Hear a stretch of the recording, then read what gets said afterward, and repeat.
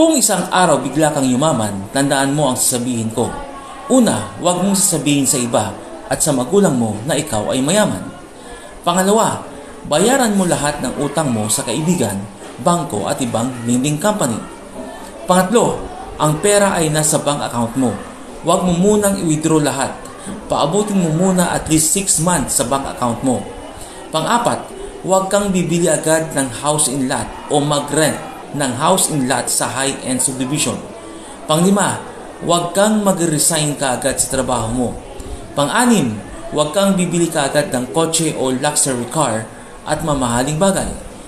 Pang-pito, huwag kang makikipag-partner sa negosyo sa mga kaibigan o classmates mo.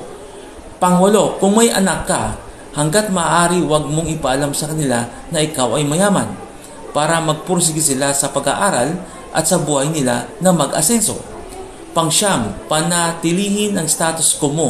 Wala dapat mabago sa lifestyle mo, huwag magmayabang. Pang-sampo, iwasan ang pagbabahagi ng impormasyon o datos sa social media na walang sapat na pag-iingat o pagsaalang-alang sa mga posibleng epekto.